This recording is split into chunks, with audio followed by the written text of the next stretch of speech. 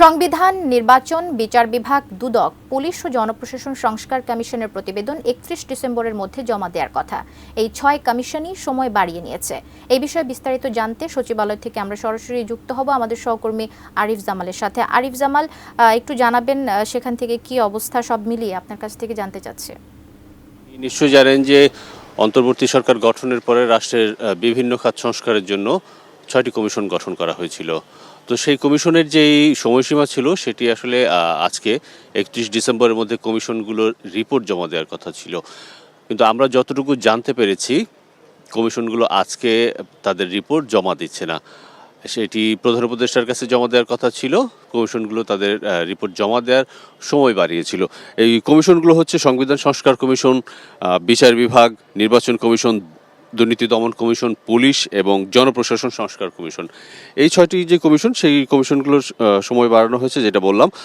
Police সংস্কার কমিশনের বিষয়ে যেটি জানা গেছে, তারা তাদের সময় বাড়িয়েছে এবং ১৫ই জানুয়ারি মধ্যে তারা কমিশন জমা দেবে।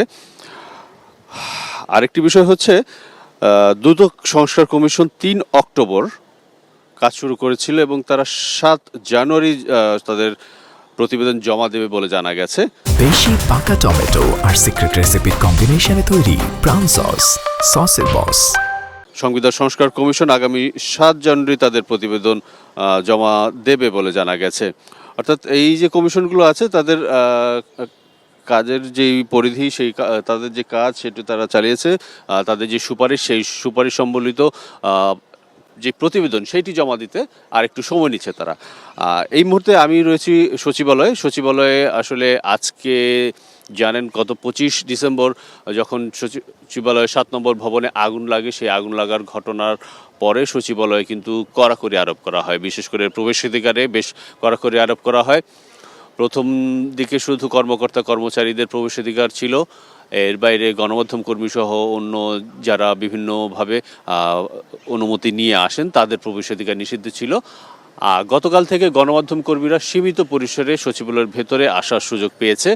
আজকেও গতকাল দুপুরে আসার সুযোগ পেয়েছিল, আজকে সকাল থেকে গণমাধ্যম কর্মীদের সচিবালয়ের ভেতরে আসার অনুমতি দেওয়া হয়েছে, যেটা বললাম যে সীমিত সংখ্যক।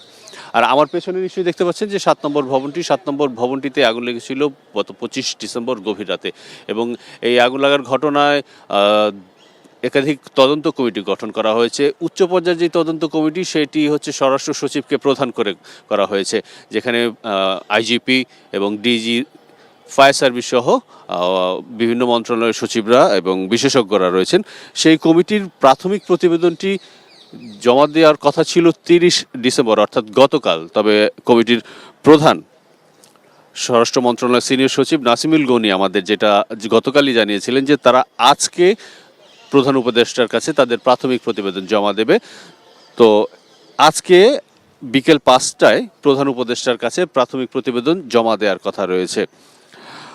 আরেকটি বিষয় হচ্ছে যে এই যে ৭ নম্বর ভবন যেটিতে আগুন লেগেছিল, সেই আগুন লাগার পরে সেই ভবনটি কিন্তু বন্ধ করে রাখা হয়েছে। এই অর্থে এই ভবনের ৬, ৭, ৮, ৯ 4টি ফ্লোর ক্ষতিগ্রস্ত হয়েছে। আপনি নিশ্চয়ই দর্শক দেখতে পাচ্ছে যে ক্ষতির যে আগুনের যে চিহ্ন সেটি এখনও রয়ে গেছে। আর এখানে ভেতরে বিভিন্ন সংস্থা ও বাহিনীর সদস্যরা, তদন্ত কমিটি, তারা তদন্ত করছে আগুনের কারণ, উৎস এবং কারণ অনুসন্ধান করে যাচ্ছে।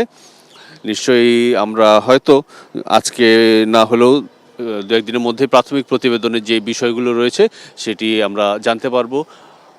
জানলে নিশ্চয়ই আপনাদের জানাতে পারবো। আর এর বাইরে এই সচিবালয়ের ভেতরে এমনি গাড়ির প্রবেশাধিকারেরও গত কয়েকদিনের মতো আজকেও গাড়ির যেই প্রবেশ সেটিও কিন্তু সীমিত রাখা হয়েছে। উপদেষ্টা পরিষদের সদস্য সহ সিনিয়র কর্মকর্তা, সচিব পর্যায়ের সিনিয়র কর্মকর্তা, এছাড়া আইন শৃঙ্খলা রক্ষাকারী বাহিনীর সদস্য এবং নিরাপত্তা বাহিনী যারা এবং তদন্ত সংস্থা যারা আছে তাদের যানবাহন ছাড়া সচিবালয় সাধারণ যেই যানবাহনগুলো নিয়মিত প্রবেশ করে কর্মকর্তা কর্মচারীদের সচিবালয়ের পাশ সম্বলিত সেই গাড়িগুলোর প্রবেশও বন্ধ রয়েছে।